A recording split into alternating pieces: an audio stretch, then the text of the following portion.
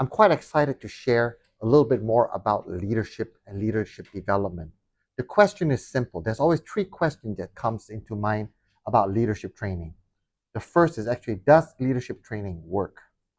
Second, what should we do? What kind of leadership training is the most effective?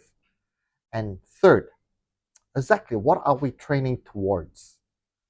I think over the many years of being involved in leadership training, we have digested the leadership framework into 7 leadership assets. And this is what we want to impress upon you.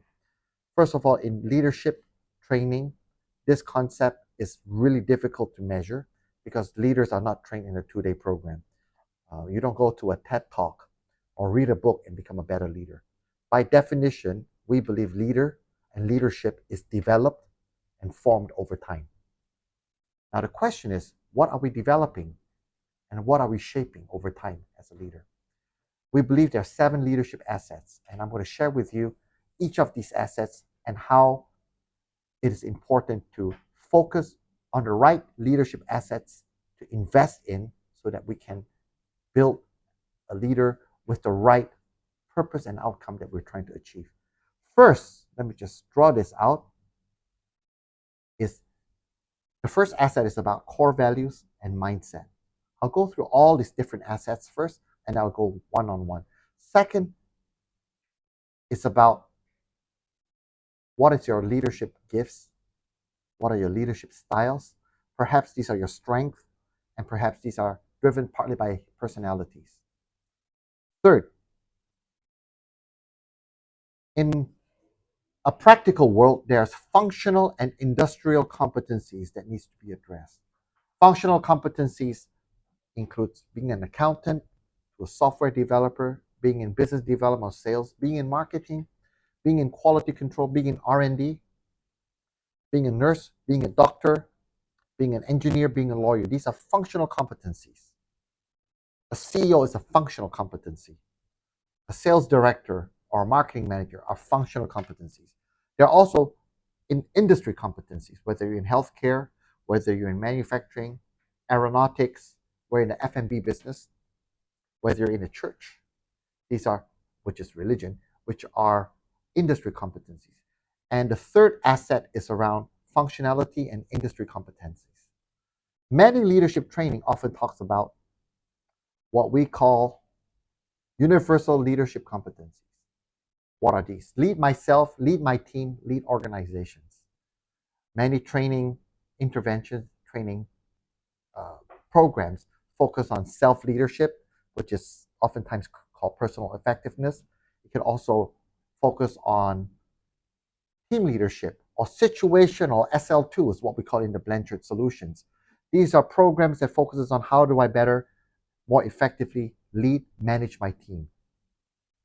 There's also competencies around strategic thinking, innovation, political acumen, and understanding how to navigate within organizations. This is lead my organization. So lead myself, lead my team, lead organization are what we call universal leadership competencies. I want to now move to what we call emotional intelligence. And there's many different definitions of emotional intelligence. I just like to keep it a little bit more simplistic for right now, which is emotional intelligence is how I handle emotional stresses, the ups and downs of being engaged emotionally at the workplace and even at a personal level, how I deal with such stress. Am I able to be productive? Am I be able to handle these kinds of difficulties? Or how much stress can I handle and how much can I cope? Also, we want to talk about relational intelligence. And what is relational intelligence is now with handling of all these emotions and stress, how is it being expressed in a relational way with others? How am I able to build, nurture, grow relationships? I think we're all relational beings, and I have specifically separated relational intelligence from emotional intelligence. One, emotional intelligence is a little bit more inward oriented. Relational intelligence is a little bit more outward oriented. And lastly, a leader needs to learn how to learn, which is what we call learning agility, the ability to learn. These 7 leadership assets are always in tension. If we're not careful and we're not intentional in how we form and develop our leaders, what happens is we tend to go into disorder. So every organization that has an interest to grow the business, you and I know that the business is grown. The organization grows through its people. And the people needs to be intentionally equipped so that they can serve both the community, the customers, the shareholders, the stakeholders. And as a result of serving them the right way, in the best and most effective and efficient leadership approach, that situation, that maturity of organization that's called for, as a result, that becomes an opportunity to shape leadership development and leadership formation. There you have it. It needs to be intentional, it needs to be structured, and at Momenta, we have a very specific way to design leadership learning journeys to ensure that there is true ROI on leadership development opportunities and initiatives. Thank you.